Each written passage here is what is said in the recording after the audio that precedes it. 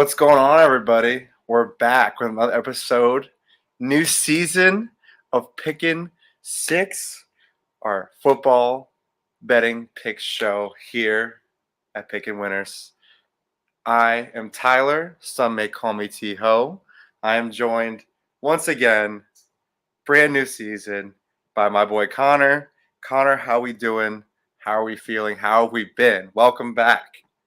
Happy to be back. It's been quite a while since the last season wrapped up. Overall, just ecstatic that football's back. College Dude, football this week, NFL next week.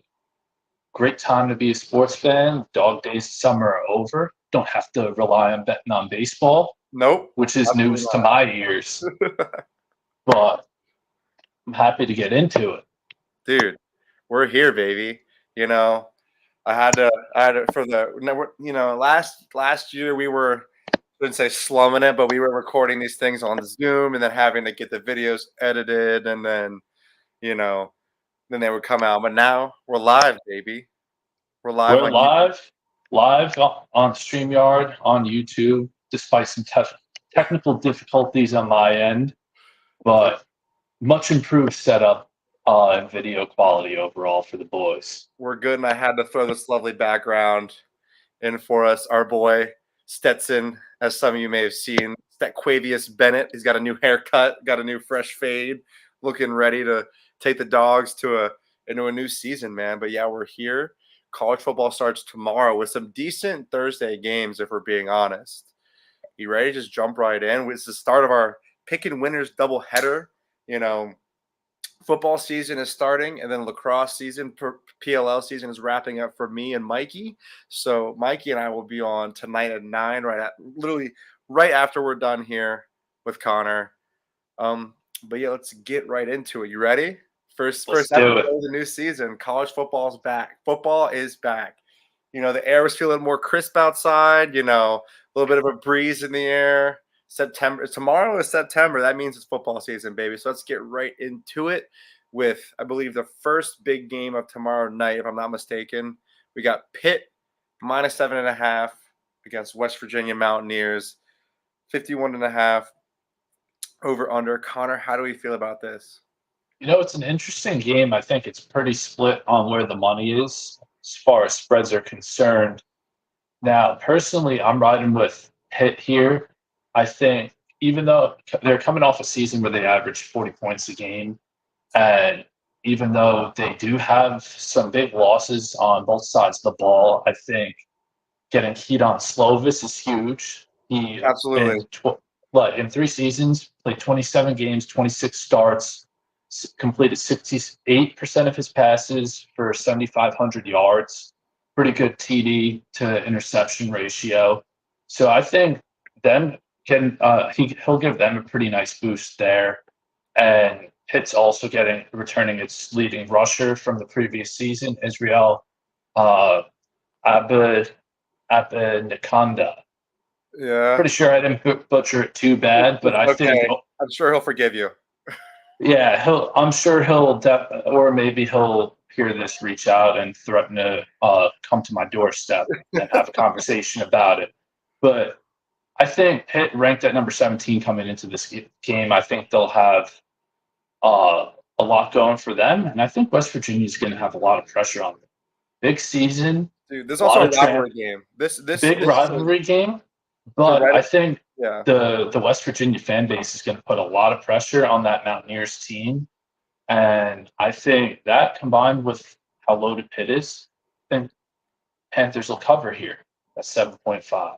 You like him to cover. I don't mind that. I just like to also point out the fact that Mr. JT Daniels has made his way around college football.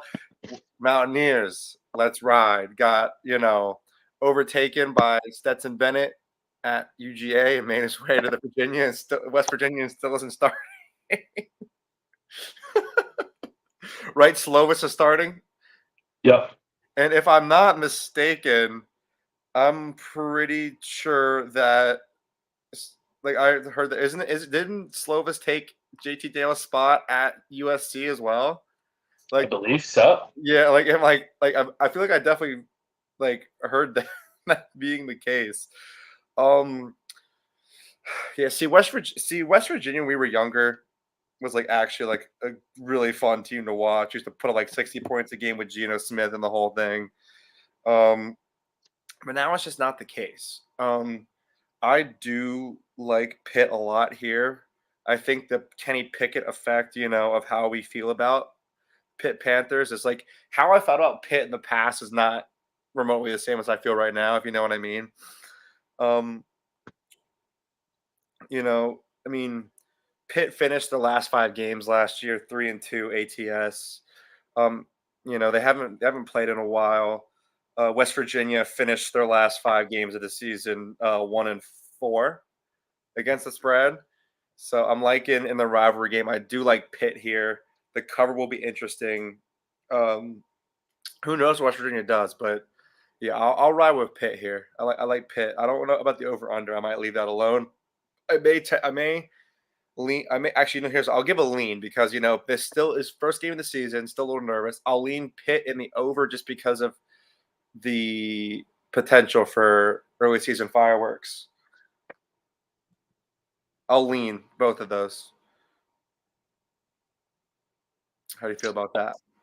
I like it. I can't figure out the total. I was looking at one model that predicted 49 total points, so under. But Yeah, then again, early season fireworks could go off, but it so also game could be could go over. 21-7. Who knows?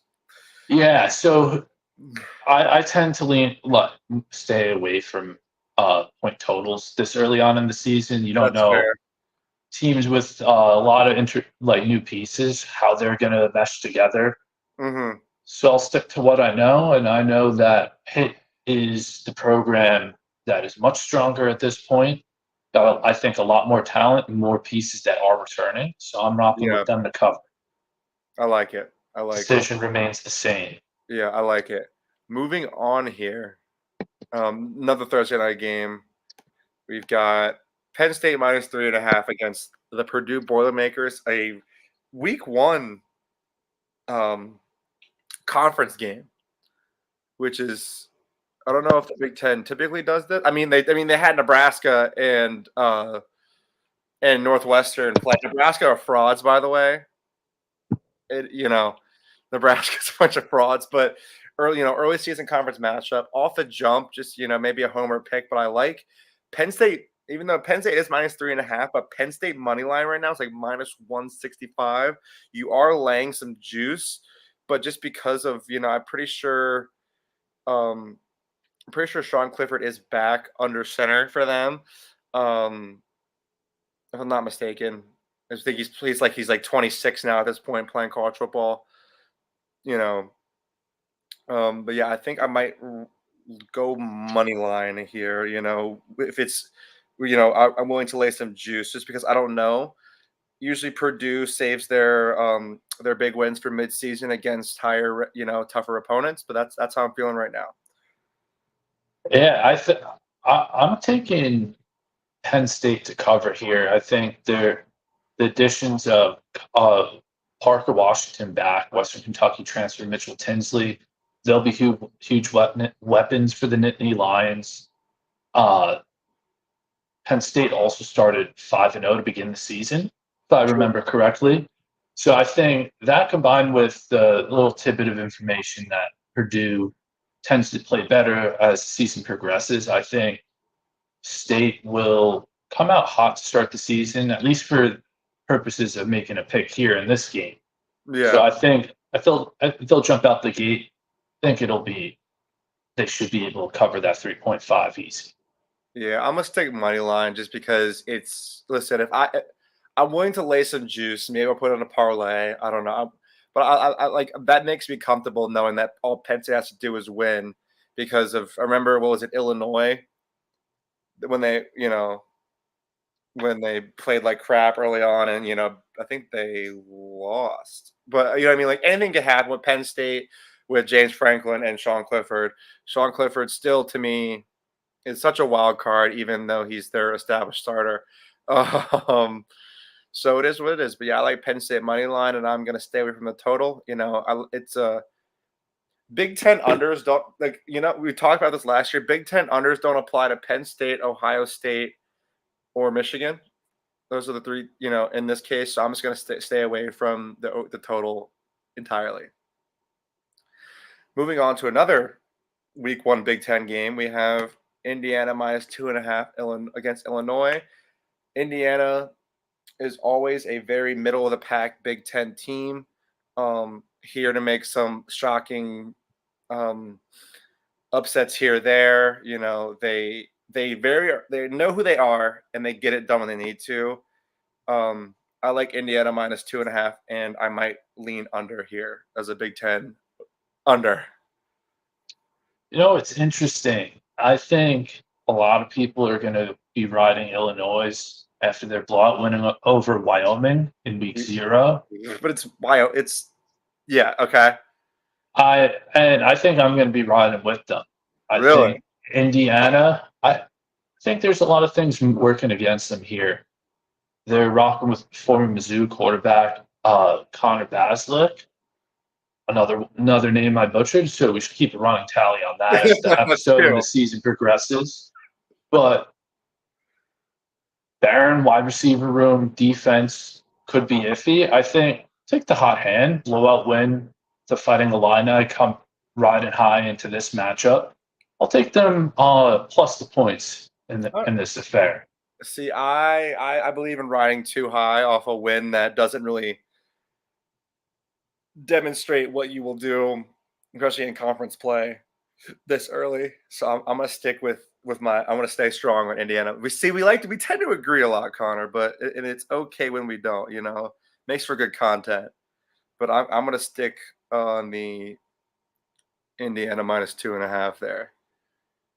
That was easy enough, right? See, sometimes we have to spend some time sometimes jawing about these picks, and sometimes we just keep it moving. How you doing? Keep it moving. This one I really want to talk about, and I need to understand why this line is the way it is. Connor, hope you're gonna help me out. Utah minus 2.5 versus Florida over under 51.5. We know that we were heavy against the Mormon State last year. But what's going on here? I mean, Utah came in at the seventh in the preseason top 25, and yeah, what do we think about this? I think the preseason ranking combined with the way they ended the season speaks volumes to why the line is where it is. And Florida isn't the Florida program we've known, I don't know, the last 15 or so years. So for me, at least, that kind of validates why we're seeing what we're seeing at Utah being the 2.5 point favorite. Yeah, Florida can be frauds. They got duped by UCF at the end of the season. They pretty much finished their last 5 games last year 0-5 against the spread. So it's just, I don't know. Usually, I would say the Fairmount SEC teams still get a lot of preseason love. They do, but also Utah's returning their starting quarterback from the previous season. So I think that continuity there adds another layer to validate why we're seeing what we're seeing. And even though Utah lost a couple of their top guys on defense, they have Mahmoud Diabate in from Florida. So he might have a huge game here. Oh, who knows? I think, pick, baby, Homer pick. Listen, people show out in their hometown, in their home states, man. I think for me, I think I might have to right the wrongs from last season. I think betting against anyone from the Mormon State definitely hurt the record. So I got to ride with the Utah Utes here. Yeah, see, but here's the thing, though. I think we're going to give them one game, and if they screw it up for us, we're back against the Mormon State. Oh, absolutely. Give them one game. One and done. So if you win, well, maybe we'll give you some more credit for the next time around. Yeah, I mean, 7th ranked Utah, and they're showing, was it Ohio State at the end of the year? Yeah. They had the shootout with Ohio State, right? I believe so. Yeah. Yeah. Um, Ohio State in the Rose Bowl. yeah. See, they showed last year that they can really contend with the top dogs with Ohio State, who is a perennial powerhouse. Florida, we'll see where they end up this year. Obviously, every SEC team comes with all of the fan-driven preseason hype you could possibly have. Every SEC team thinks they're going to go undefeated. I know it very well. You know what I mean? I like to, but yeah, I'm going to give the Utes a shot here and take them minus the points. I'm going to once again stay away from the total. I I like the 2.5 line. If it was a field goal or above, I'd probably take Florida. Because I think they can still make it close. It's still Florida, but yeah, I like the Utes minus the points. Another game that I hope that you and I are on the same side here. Arkansas minus 6.5 against Cincinnati, over under 51.5. So this is going to come from a very big place of bias for me. I think Arkansas are frauds off the jump before they even played a snap of football. Maybe that's just too heavy-handed. But I off initially before you talk, I'm liking Cincinnati to cover, but tell me otherwise. I'm gonna give you a stronger reason why your pick is the move here. Okay, good. I like Cincy to cover, even though the college football power index gives Arkansas 59.6% odds to win outright. I think having that at 40.4% chance that we do see the Bearcats win the game, I think that speaks to, all right, they have a chance to cover, even coming off like pretty huge season in their program history. Yeah, One absolutely. might say, even though, as you said, can't be riding high off your last games or your last success. I I mean, think, they came off they came off. They got humbled by Alabama. They knew that was going to be. They kind of knew the result was going to be what it was, but they kind of, if you think about it, they hung. I mean, maybe Alabama's taking it easy, but they kind of hung in there with Bama for a bit. You know what I mean? yeah, I think the line's where it's at for a reason. The powers that be, the talking heads, everyone is, I think, is thinking in unison. Arkansas is not. They might be ranked in the top 25 depending on what list you look at. But Yeah. I don't think they're a strong team. We saw what happens when they play against a real powerhouse like Georgia, last season, putting up a good old goose egg. Cincinnati is no Georgia, but point They're good. remains, a solid football team, and Arkansas ain't shit. Cincinnati's a Power 5 team without being in a Power 5 conference. Agreed. I don't think anyone can debate And you I on that think one. because they're not in a Power 5, they get, they are, teams like them have to really prove why they're supposed to be in the top 25 or why they needed to make the playoff. Like if you lose a game, as a team like Cincinnati, you will never see the playoff. So it's unfortunate because they are a very good team, but they know their set of circumstances, and I do love them to cover. I don't know if they'll win, but that 6.5 is a nice cushion. 100%. And Is it too good to pass up? yeah, Maybe. listen, it's also week 1, and me and Connor were digging through this slate, knowing First glance, I didn't like it at all, but no, now that I really got a chance to dig into, starting to like it more and more. we got to dig through the gems. And one of the ones, actually, we'll talk about this next one, and then I'll bring up one that I forgot to make a little fancy banner for. But Ole Miss minus 21.5 against Troy. The only reason I'm bringing this game up is because of Ole Miss's propensity to score a lot of points and give up a lot of points. Troy, in a sense of the teams that they play against, Troy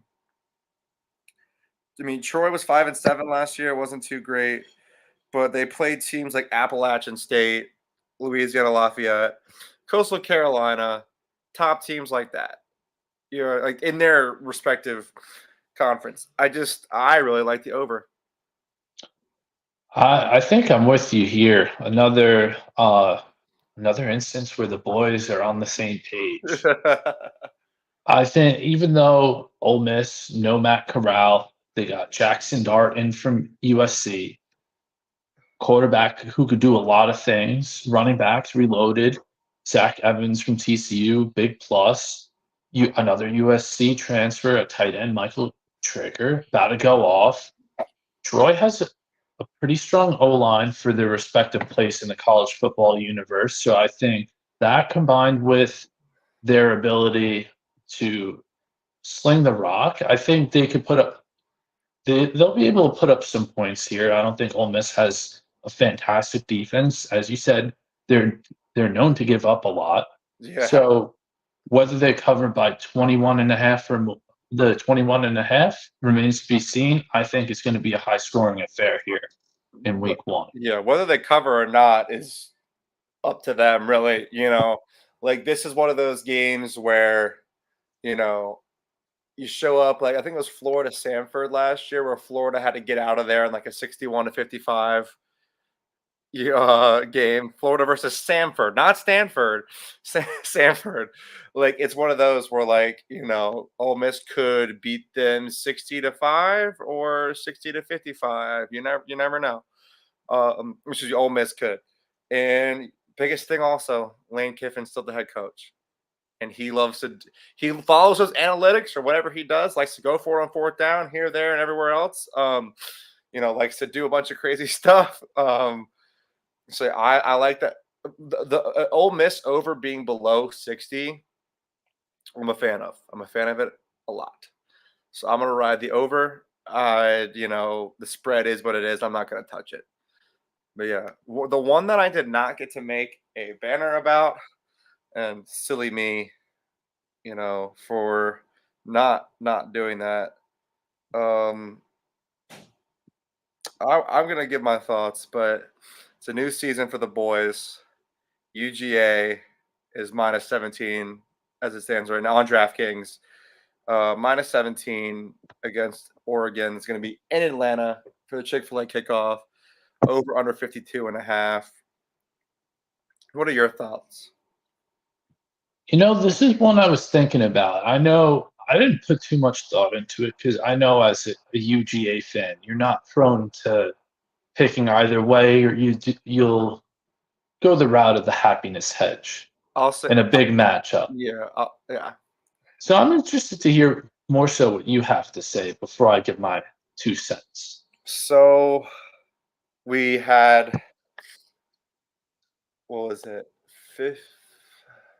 We set a record for shooting. I know, as a Georgia fan, I would know this. However many guys we had drafted last year, um, in the NFL draft, many first rounders, many guys taken overall.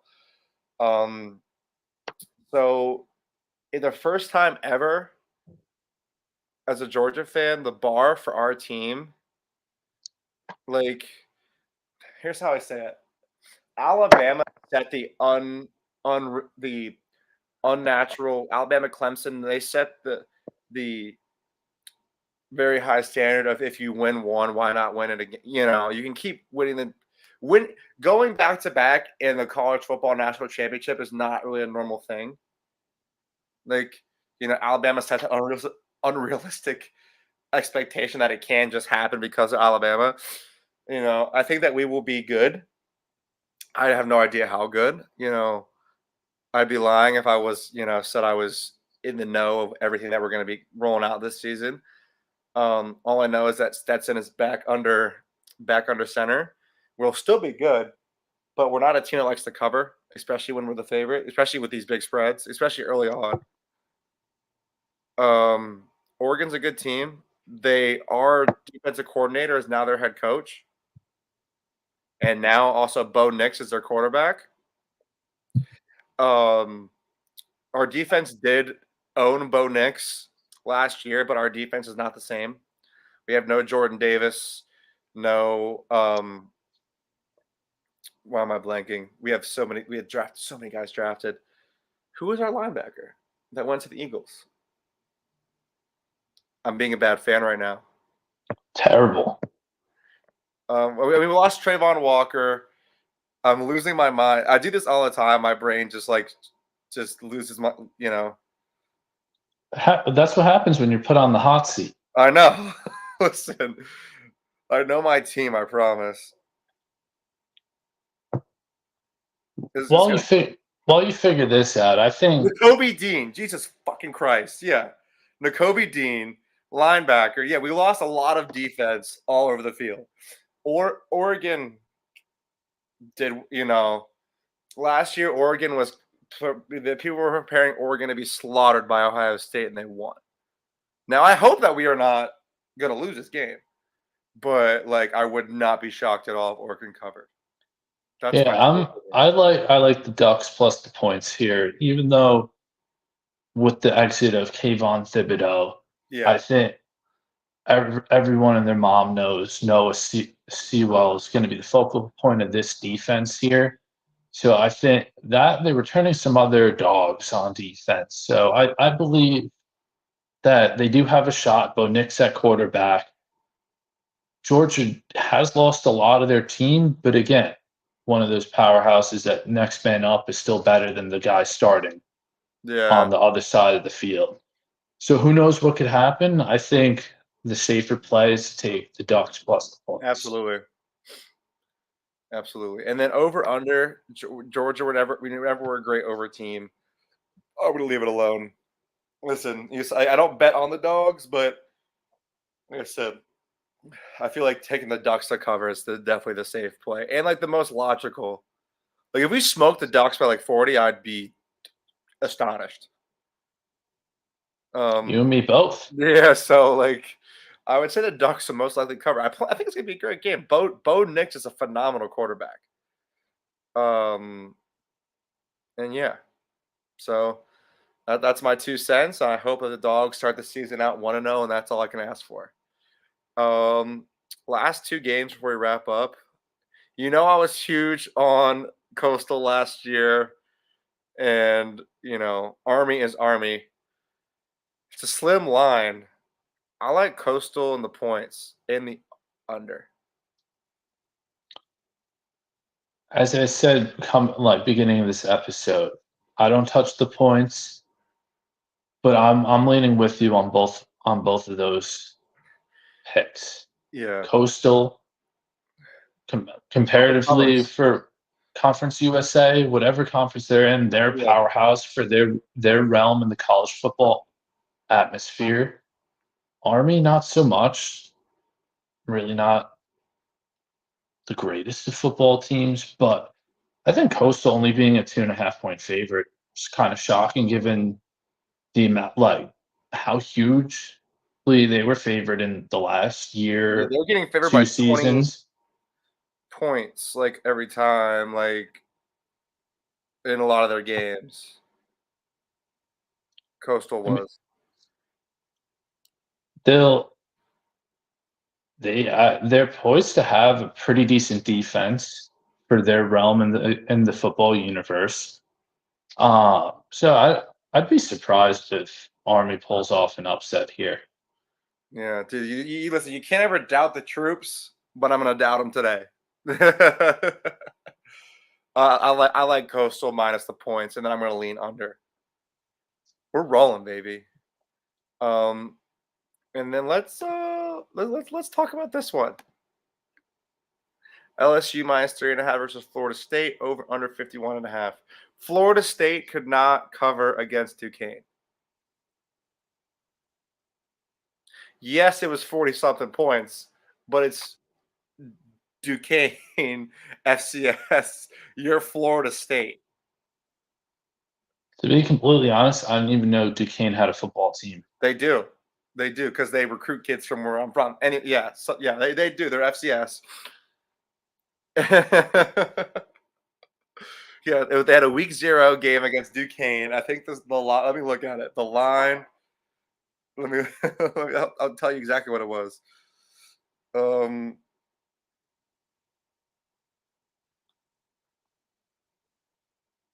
the line was 41.5, and they won 47-7.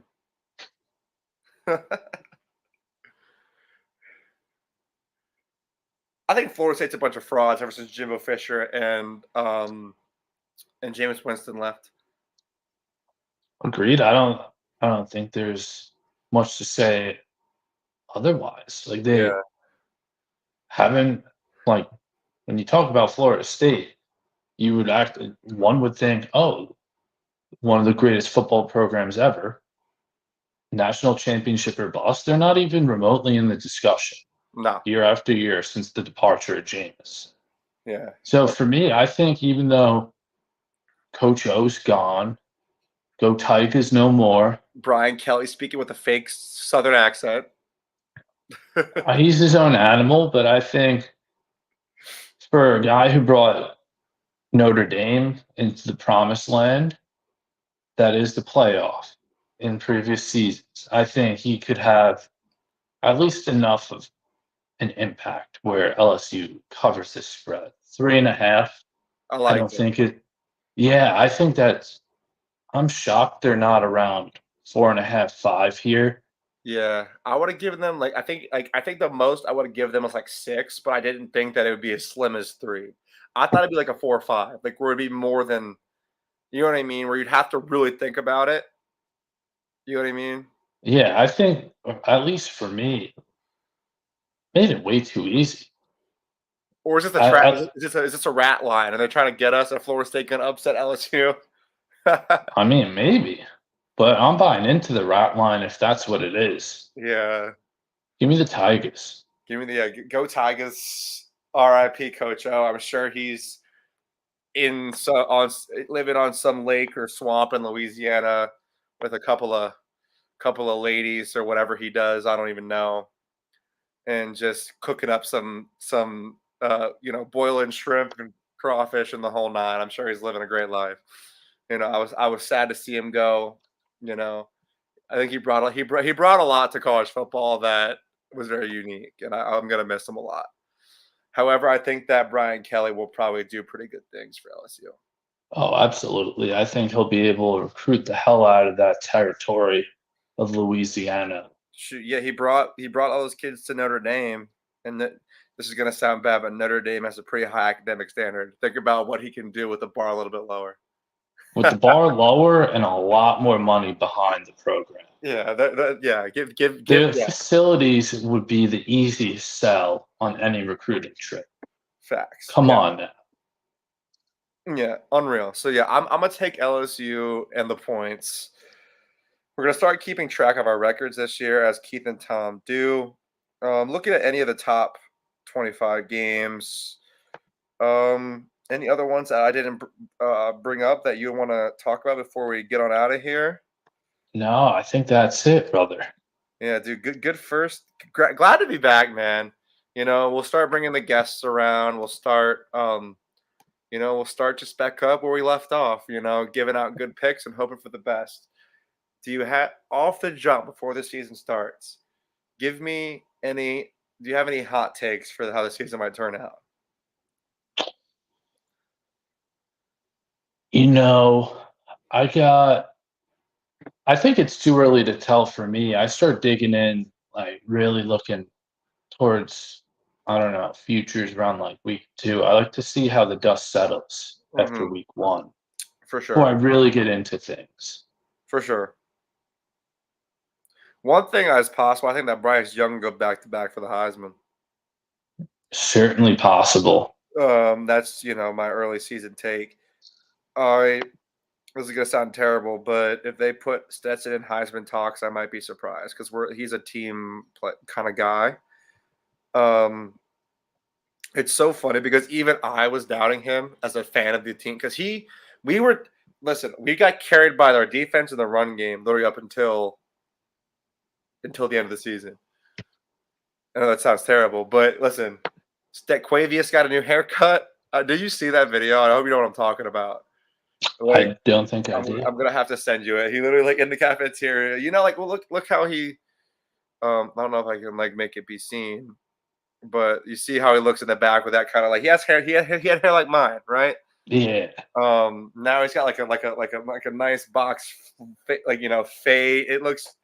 I'll have to show it to you. It looks pretty pretty pretty legit. But Stequavius Bennett is ready to step back on the center for the Dogs against the Ducks, which I think is going to be a great game. That's going to be awesome. I think it's going to be exciting. I think it's going to be a great season of college football. NFL is back following week. We'll be back with NFL and college. But yeah, with all that being said, make sure to like, comment, and subscribe. Or I hope for anybody who stopped by, will watch this video in the future. Thank you for your support. Make sure to drop a like. Make sure to tell us what you think. Any other games we missed, anything you like. Make sure to follow us on Instagram and Twitter at Pickin Winners. Check out the blogs on the website at pickinwinners.org. And make sure to check out our blogs on Men of Order. All that being said, I hope that everybody has a happy, healthy, and safe weekend of gambling. We out.